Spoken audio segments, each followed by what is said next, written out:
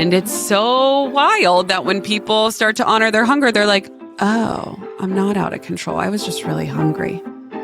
This is On Nutrition, a podcast from Mayo Clinic where we dig into the latest nutrition trends and research to help you understand what's health and what's hype. I'm Tara Schmidt, a registered dietitian with Mayo Clinic in Rochester, Minnesota. This episode, intuitive eating. About 45 million Americans go on a diet every year. But what if there was a different way to engage with food, without so many rules? Intuitive eating, the practice of following your hunger cues, is all about rejecting diet culture, guilt, and shame. Our guest today is one of the top experts on this matter. Sam Previtt is a registered dietitian, personal trainer, and intuitive eating counselor. She's the founder of Find Food Freedom, a nutrition counseling practice that specializes in intuitive eating. Sam's also the host of the Find Food Freedom podcast, where she's taught countless people how to make peace with food. Sam, welcome to On Nutrition. Thanks so much for being here today. Thank you for having me. I'm super excited to talk all things intuitive eating. I know. I am so excited about this topic. One, because it's not honestly one that I have practiced as a dietitian, just because of the clinical work and the areas that I've practiced in, but also just as like a human and a gal who grew up in the toxic diet culture of the 90s, yes, which I think is why I'm a dietitian. So. Just to validate you, it's very rare for dietitians to get training in intuitive eating. Yeah. I definitely didn't either. Okay. It was something I had to seek out and I found later. So I'm always happy to share. What's the difference between intuitive eating and essentially just eating whatever you want? I think I would just eat like cereal or chips and salsa all day if that was the concept. So enlighten us, please. Yes. I think that is the biggest misconception of intuitive eating. So intuitive eating is an evidence-based practice. It has 10 defined principles, over 170 studies to date. But principle number 3 is make peace with food. And in order to make peace with food, and that means really like removing the guilt and the shame and the morality that diet culture and our environments and relationships have really placed on us, we have to have unconditional permission to eat. Now, with that, a lot of times when I say those words, people are like, so you're saying I should eat everything in sight and I should never say no to food? I'm like, no, didn't say that. As human beings, we have unconditional permission to eat. Having access to food, having food security, those are privileges. And we need to believe in our heart, in our soul, in our being that we are allowed to eat food of all kinds. I like to set that expectation for people as they walk an intuitive eating journey in the beginning. And sometimes it's days, weeks, months, years, depending on someone's history, that you are going to feel out of control around food. And you are going to feel like the only thing you're eating is the foods that you weren't, air quotes, allowed to have when you were dieting. And that's a part of the process. And recognizing, again, this is where the other principles would then come into play of like, how do you feel physically, mentally, emotionally? What's coming up for you, etc. But this is also where I think getting professional support with a registered dietitian and a certified intuitive eating counselor who can help you really apply these principles is a game changer, because I find that when people say, oh, intuitive eating didn't work for me, I just ate whatever I wanted, they weren't practicing intuitive eating, they just weren't dieting anymore. And I like that you brought up the importance of having professionals coaching you, because intuitive eating is not something you just know how to do one day. So I can't just say, I'm going to intuitively eat and go to my fridge or pantry this afternoon or tomorrow and know what I'm practicing. You need that support. It's going to take time and practice and years. And so I think because people know how to hand to mouth, chew, swallow, they think I should know how to intuitively eat. But it's like, no. This is a journey. This is a lot harder than it seems to be, but it's also so rewarding. And I think the phrase is pretty well known in the wellness space now. You mentioned social media, but it was really only introduced in 1995. Can you share a little bit of the history and kind of where the framework came from? So intuitive eating was created back in 1995 by 2 registered dietitians, Elise Resch and Evelyn Tribole. So this framework really pulls in emotion, rational thought, intellect, and getting you to listen to your body again. Because when we are dieting, if we have an eating disorder, disordered eating, we are relying fully on these external rules, restrictions, environment to make our food choices. So this evidence-based framework of intuitive eating helps us quiet the outside noise, build that introspective awareness, and trust ourselves again. And to be explicitly clear, the purpose of intuitive eating is not intentional weight loss. I really like to state that from the beginning, because a lot of times people will be like, oh, can I do this to lose weight? Sam, when you work with clients, what would you say the main driver of them coming to you or wanting to practice intuitive eating is? I would say 99.9999999% of all people who come to us, this isn't a real study clearly, but want to lose weight. So we do not shame people for wanting to lose weight. I think a lot of times when people have a desire to lose weight, I just want to know more. Why? Is it to better health outcomes, or because you feel like you have to do that to be healthy? And that's where we'll go back to, hey, here's some things we can work on uncoupled from that. Or is it from a purpose of maybe feeling like, oh, if I lose weight, I will love myself more, or I will love my body more? Body image work actually has more to do with our brain than it does our physical body. At Find Food Freedom, we are so explicit with what we do with clients. They are very aware that we are here to help them heal their relationship with food, their relationship with their body. They want to feel peace in their body. They don't want to feel obsessed with food and calories and macros and all of those things, and to better health outcomes. So whether that be lab work, maybe they have diabetes or PCOS or high cholesterol or celiac disease or something, and they need nutrition support, medical nutrition therapy through a weight inclusive lens, where we're not going to look at them and say, hey, if you lose weight, these markers will improve. We're going to look at what are the individual behaviors uncoupled from changing your body, such as variety of diet, hydration status, movement, stress management, sleep, like all of those things we can work on, and we're going to see those positive health outcomes. I love that. So what are those 10 principles you mentioned that are the basis of intuitive eating? Can you give us an overview? We are working on rejecting diet culture, honoring our hunger, so really connecting with those hunger cues, making peace with food, which is removing that morality associated to food, discovering the satisfaction factor.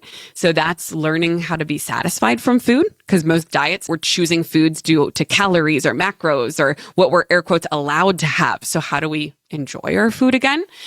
Feeling our fullness, similar to hunger cues, being able to check in with our body and respect that fullness and use it to our advantage. Challenging the food police, really looking at the voices that exist in our head and learning to be compassionate and speak kindly to ourselves. Principle 7 is cope with your emotions with kindness. So this is more what people think of as emotional eaters. So it's not that we're not allowed to turn to food, but have healthy coping mechanisms in addition to food.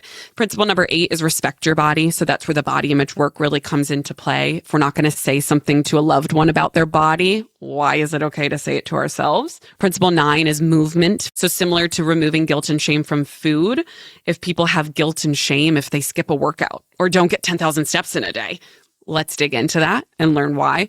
And then principle number 10, this is the only principle that I say it's gotta wait till later in our journey, is gentle nutrition. And as you and I both know as dietitians, nutrition is a science. Nutrition science is so empowering to understand and learn how macronutrients and micronutrients can work with our body and help us in so many ways. And the people that we serve are usually coming from disordered eating and eating disorder. So if we start with that, it just feels very diety because we still have so much guilt and shame and morality wrapped up in food. So that is something that we absolutely get to. It's just not the starting point of intuitive eating. As you listed those 10 principles, Sam, I was thinking how meaningful and how long I could spend with someone on each of them. Like each of them could years. be its own college course. Yes. It's not necessarily like, here's the 10-step process of what we're going to do, but more so, what do you need the most help with? Where are you struggling the most? What are your biggest obstacles? And that's where we'll dig in first. So it's what are you struggling with and how can we help you?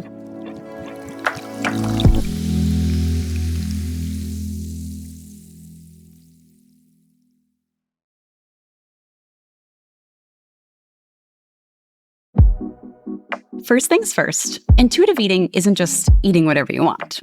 It's a research-backed framework that gets you in touch with your body and your hunger cues instead of eating mindlessly or emotionally. It's also not a diet. In fact, the first principle is to reject diet culture altogether. Maybe intuitive eating will lead to weight loss or other positive health outcomes, but that's not the point. It's meant to break from the strict rules and moral weight we put around food and tap into our most human impulse to eat when we need to. Now, let's get into how we can eat intuitively when there are other factors to consider beyond our hunger. When you have a client come to you, I want to kind of know more. Are there some guidelines, let's say, about who intuitive eating is for and maybe who it's not for? So I like to say intuitive eating is for all humans, because I do believe that eating would just be eating if diet culture didn't exist. So there are caveats to this, where if someone is deeply having an active eating disorder, we cannot work with them to listen to their bodies when they're not even getting proper hunger cues, right? Their brain's not ready yet. Yeah. So a lot of times when people have severe eating disorders, they're going to be at an inpatient program where they're going to get those body cues. They're going to get their structured meals to start to get their body working again. Intuitive eating could be a fit after that.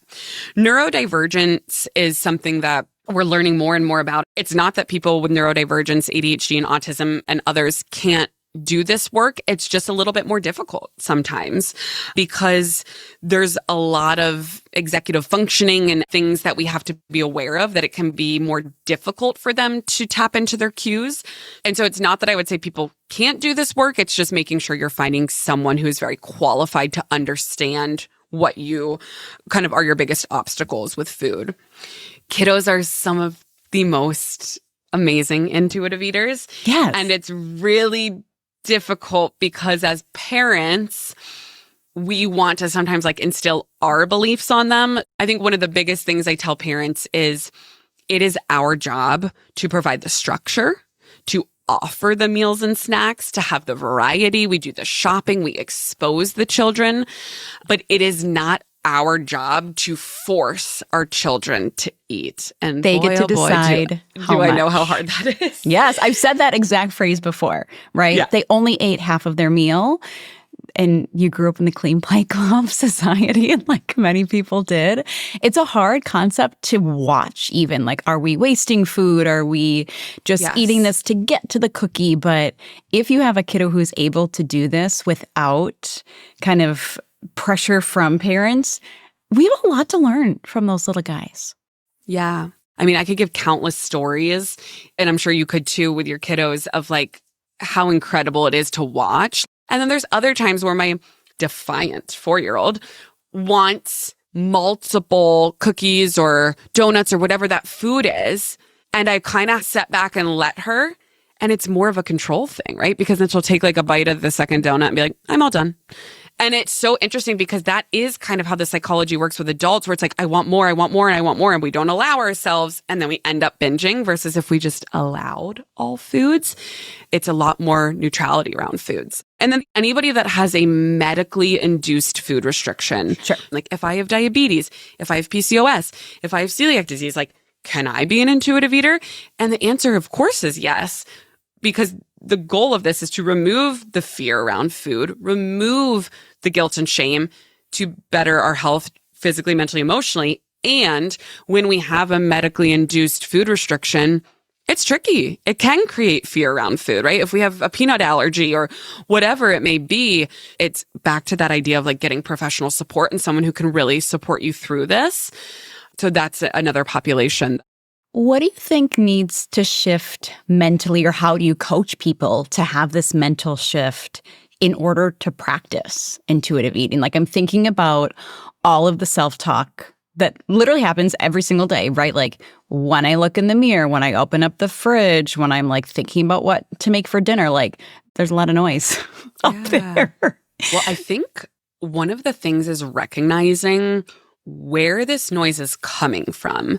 Because when we look at intuitive eating, a big part of this is uncovering these belief systems that have been instilled in us from a very, very young age.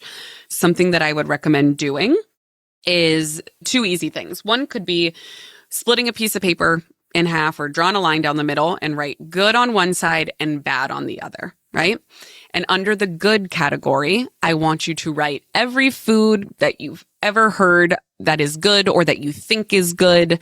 And oftentimes we'll hear vegetables, salad, lean chicken, brown rice, maybe. Oftentimes carbs are just put on the bad side. So then we'll look at the bad side and say, okay, what foods do you think are bad? And we'll identify those. And so that shows us like that is our belief system around good versus bad. And so of course, if we're reaching for food and that in our head is bad, then that is going to fuel some of that self-talk. Also, then I ask clients, okay, you've said pizza is bad. We'll just use pizza as an example. Are you a bad human being for eating pizza? Like, does it change your character? Does it change your worth? And they'll be like, no, but sometimes it feels that way. And so if it's like, okay, I feel guilt and shame for eating this, but logically, I'm not a worse person, that's recognizing that cognitive dissonance, that the logic that we have and the belief systems that we hold are not aligned. And there is no diet in the world that will undo that. And so recognizing that is really impactful. And then also just back to your self-talk comments, take a piece of notebook paper, write your name in the middle and circle it. Then I want you to just flow off of there with mom, dad, Aunt Cheryl, teacher, a bully from 6th grade. I don't care who it is. Write their names on there. And then off of their names, I want you to write down everything they've ever said about food. Maybe it's their own food. Maybe your mom said to you, are you really going to have seconds? Or you're really eating that? Write down everything and anything you can think about that people have commented on food, your food choices, your body, and look at that. This sounds horrible, by the way. It is. Don't sign me up for this. Work. This is some very, very emotional work that we do with clients. Again, what I'm saying right now takes eons of counseling sessions. This is not like a 5-minute thing. But we see this visualization and then we notice that when we're going back for seconds and we hear the voice in our head that says, are you really going to eat that? Oh, where is this coming from? And I think people, they adopt these voices and some of it's media. Like I'm thinking about Jennifer Aniston's 10 Things She'll Never Eat that I taped on my wall as a teenager. And that was my Bible of eating. So it really helps you understand like these are your belief systems. And then again, no one has to do anything with this. It's recognizing like, does this support a positive and pleasant relationship with food and body? If the answer is no, what do you want to do with that? Here's one of the biggest questions. How do we get a better sense of our own hunger and fullness cues? When it comes to honoring our hunger, it's recognizing that our body needs fuel. It needs nourishment. I'll give an example of a very common trend I see with chronic dieters or disordered eaters is they're trying to, air quotes, be good all day. So I want you to think of like a bow and arrow. They'll pick up that bow and arrow, be good, be good, be good, be good. They're stretching it all the way back. And be good in their mind is don't eat, restrict. Maybe it's no carbs, no carbs, no carbs, no carbs, no carbs. Then they get to the end of the day and they say, screw it. And they let go. And that arrow flies so much further in the opposite direction because they've restricted all day and they feel out of control and they're eating everything in sight. And they're saying, see, this is why I have to be on a diet. I am so out of control around carbs. I am so out of control around food. I just can't be good. Okay, tomorrow I'll be better. Tomorrow I will do it. And once we talk that way, that also increases the urgency to eat more in that moment because I'm not going to be able to have it tomorrow. This is a common trend I see with chronic dieters. And a way to offset that is to recognize that our body needs consistent nourishment and fuel. We gently work with our clients of providing structure of starting to eat food throughout the day. And it's so wild that when people start to honor their hunger, they're like, oh, I'm not out of control. I was just really hungry. So honoring our hunger starts with eating more. And I find a lot of people that come from chronic dieting, they're not allowing themselves to eat. It is also just recognizing hunger cues. Everyone experiences hunger differently. Could be irritability, that hangry feeling, lightheaded. Maybe it is like an empty pang feeling in your stomach.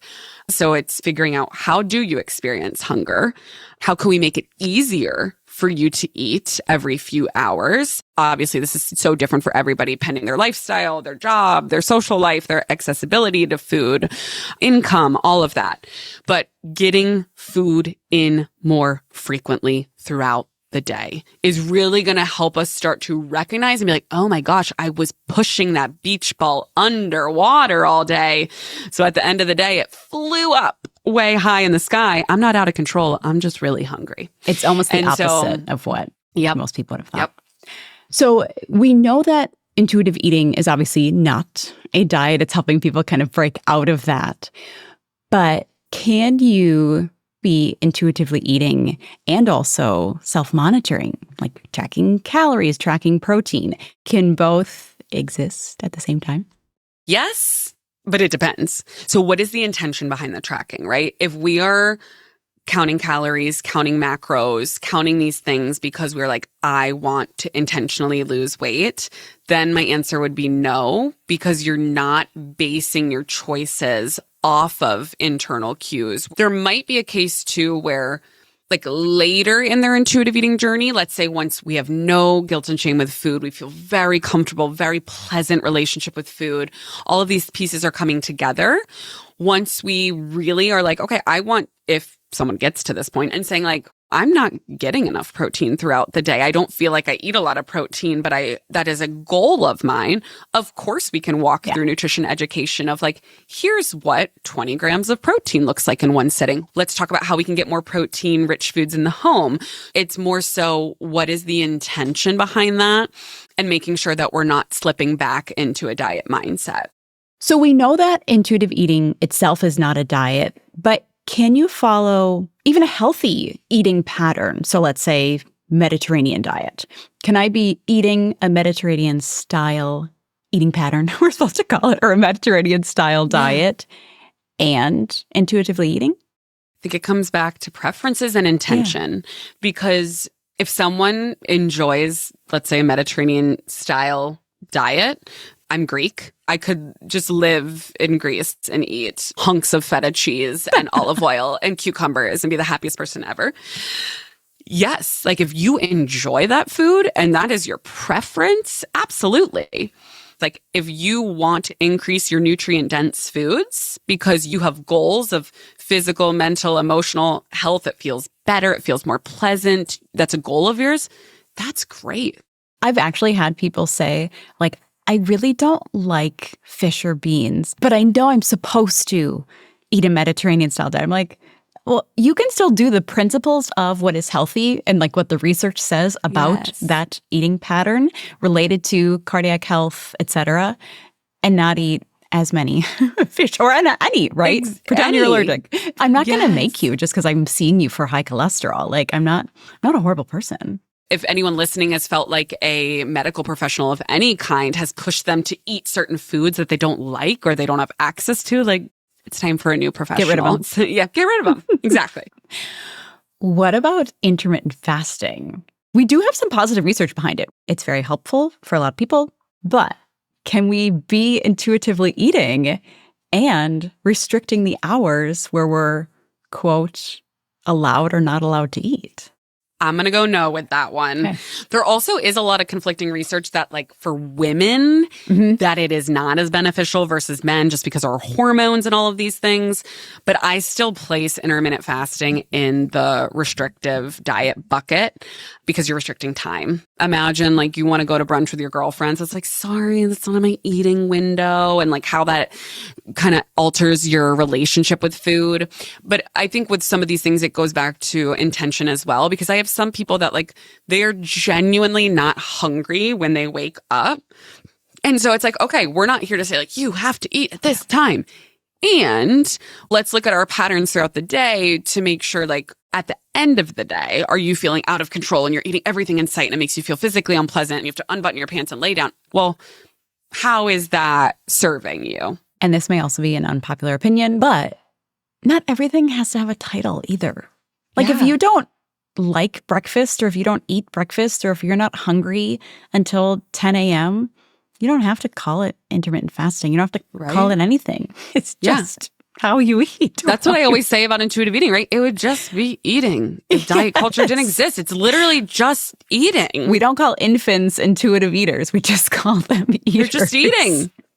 Let's talk about GLP-1s, because the side effects can include the absence of food noise, hunger, or thirst.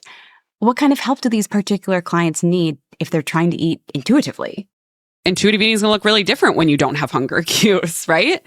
So it's very tricky, and it's very important to work with a whole team of professionals if you're on these medications. What are macro and micronutrients? How do we pair our food together to feel physically, mentally, emotionally pleasant? Hydration, all of these things. So when we have patients and clients on GLP-1s, that is a lot of the support that we're doing. And it's not that we're saying like, you have to eat, because I don't think that really works for people to like be that authoritarian style of support, but more so like, these are the things that we really need to consider if you're on this medication. Yeah. Maybe it's setting timers to remind ourselves to eat. Maybe it's habit stacking. And when we sit down to open our laptop in the morning, if we have a nice little container of granola bars and we're going to eat that with something to remind ourselves.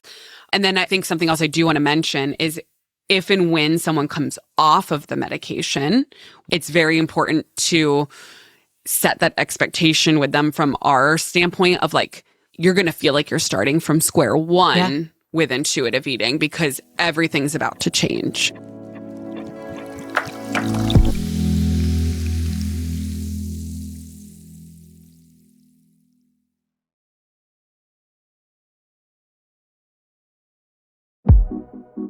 Intuitive eating can benefit most people, from those with eating disorders to kids. In fact, kids might be our best examples of intuitive eaters. But people with neurodivergence, medically induced food restrictions, or those on a GLP-1 might need more support. One way to start is to really interrogate your relationship to food. Where did those ideas come from?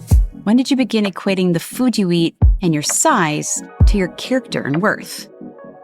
As you continue on this journey, try to honor your hunger and make peace with food. That means no restrictions. Instead, you might find yourself eating more frequently, so there's less impulsive eating at the end of the day, and less guilt afterwards. Try to refrain from tracking your food intake in the beginning, because that distracts from tapping into your hunger cues and might trigger shame too. Now let's talk about how to eat intuitively, even when life gets in the way.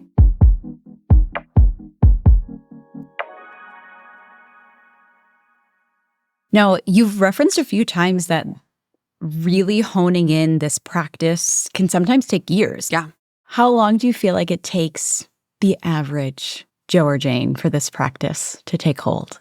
I think intuitive eating is a lifelong journey. I don't think there is a stopping point, because everything that we experience in this life impacts our relationship with food and body.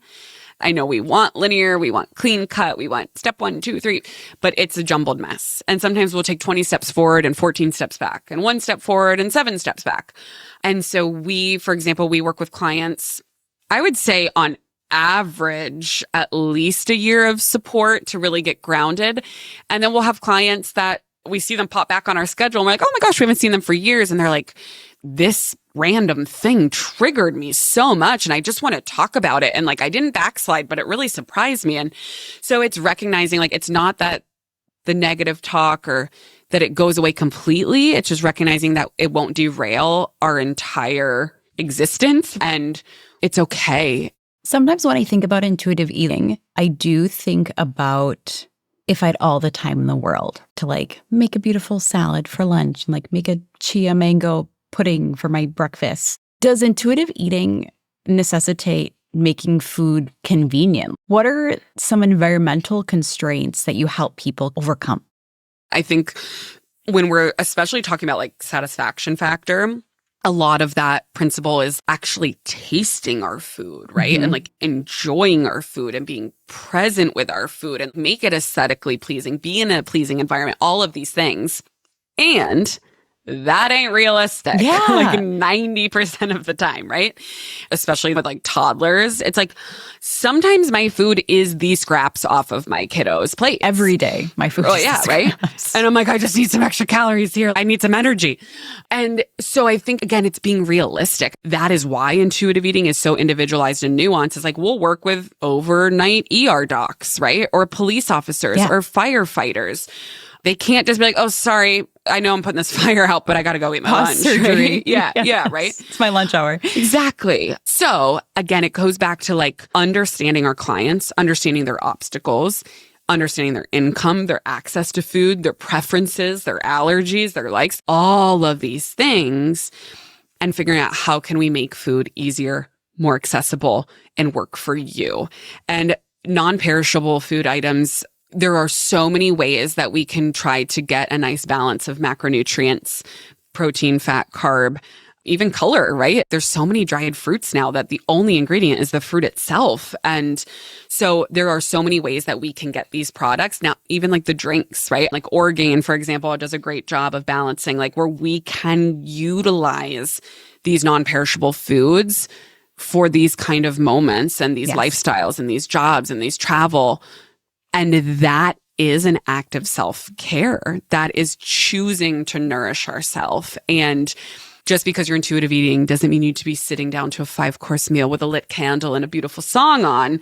Sometimes it's shoving an Uncrustable in your mouth as you're walking out the door with 2 screaming toddlers, because that is the only way you are going to get food. And that's okay too. To close things out, Sam, do you have a client success story that you're willing to share? One that stuck out is that with one client, we calculated based on how many minutes a day she spent on MyFitnessPal in a year. There was like 1 year where she had spent over 35 days tracking when we broke it down. And I think that in and of itself, that visualization of like when you make peace with food and your body, you not only get this like freedom back, but you get to say like, what do I want to do with my life? Literal time back. Literal time, money, precious memories, because you might be physically present at a social event, but if you're in your head being like, how many calories? What do I look like? What do I weigh?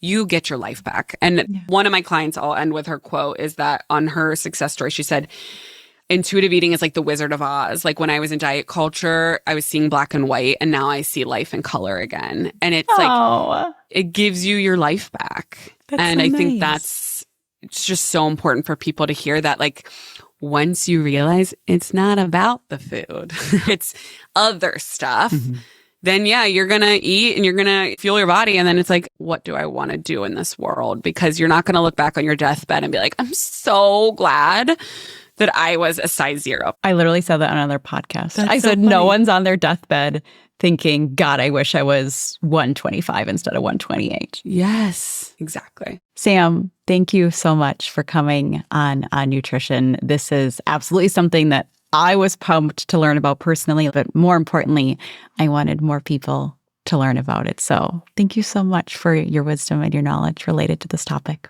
Thank you. And for anyone listening, if they want more information on intuitive eating, they're welcome to head over to our social media. We're just at find.food.freedom. Find Food Freedom with periods in between. So we have 11 registered dietitians that live all over the nation. So if someone's interested in an intuitive eating journey, we'd love to support them. Thanks so much, Sam.